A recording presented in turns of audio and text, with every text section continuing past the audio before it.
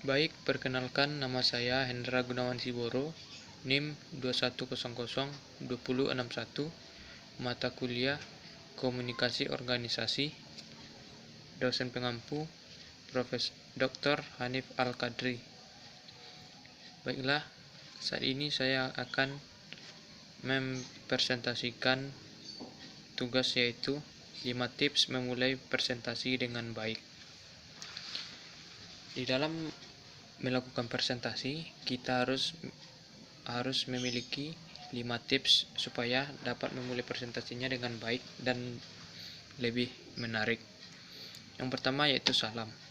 Dalam pengucapan salam juga sangat perlu dalam memulai suatu presentasi agar dapat membuat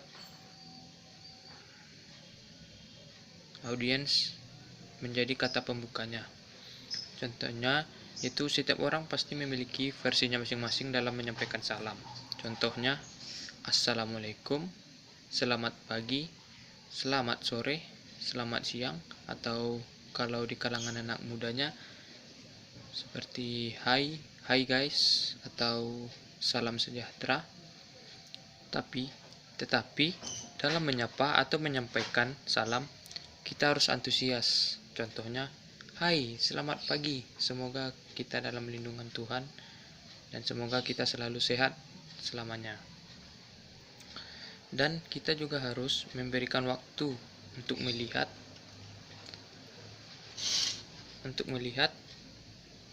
bagaimana respon dari audiens terhadap kita saat kita mengucapkan salam tersebut. Apakah mereka juga sangat antusias atau biasa saja? Di situ kita dapat melihat bagaimana respon dari audiens saat kita menyampaikan salam. Yang kedua yaitu menghindari kata atau hal negatif. Maksudnya yaitu kita tidak boleh mengatakan hal-hal negatif saat kita ingin memulai presentasi. Contohnya, hei, itu yang di belakang, tolong perhatikan saya. Atau, hei, itu yang di depan, tolong matikan ponselnya dan fokus ke saya. Karena energi negatif akan memberi reaksi yang negatif pula. Maksudnya, di saat kita membicarakan seperti itu, bisa saja audiens marah,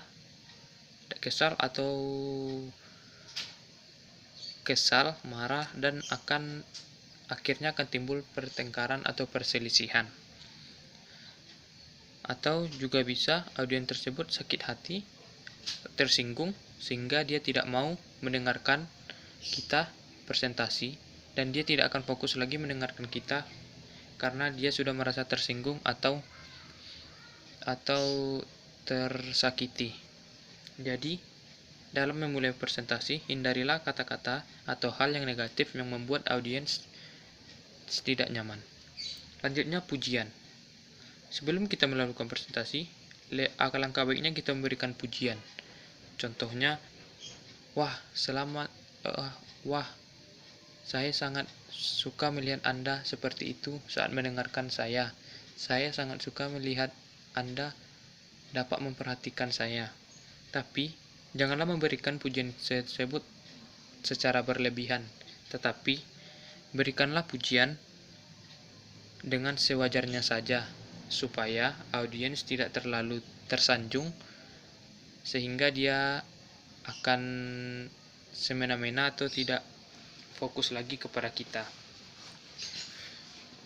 Dalam memberikan pujian ini, kita harus pandai-pandai merangkai kata dan memberikan senyuman seolah-olah kita sangat memuji audiens tersebut.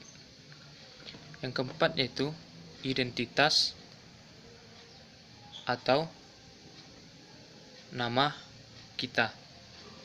Dalam memulai presentasi, kita harus mengingatkan kepada audiens lagi nama kita, tapi cuma sekedar mengingatkan yaitu nama kita supaya audiens tersebut lebih familiar atau lebih dekat dengan sebutan nama kita, supaya setiap apa yang kita ucapkan kepada audiens dapat diterima dan dapat lebih mudah berkomunikasi secara emosional. Dan jika Dan jika nama kita sudah familiar bagi audiens itu, maka dengan mudahnya kita menyampaikan atau berkomunikasi dengan audiens juga dapat lebih baik, karena nama kita sudah familiar di telinga audiens kita.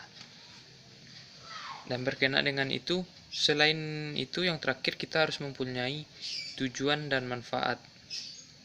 Sebelum memulai presentasi, isi dari presentasi kita harus memberikan tujuan dan manfaat, supaya apa manfaatnya bagi audiens saat kita mempresentasikan hasil presentasi kita tersebut. Kita harus dapat menjelaskan tujuan dan manfaat kehadiran audiens untuk mendengarkan kita.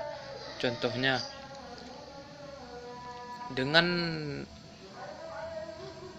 saya mempresentasikan ini, Anda atau audiens dapat mengetahui bagaimana caranya berpresentasi yang baik, apa-apa saja yang dapat dilakukan, tips dan trik untuk dapat berpresentasi dengan lebih menarik dan lebih mudah untuk memulainya, sehingga tujuannya dan manfaatnya dapat Anda terapkan di saat Anda membutuhkan atau sedang berpresentasi, sehingga Anda tidak ragu lagi dan akan menarik, dan presentasi Anda juga akan lebih menarik.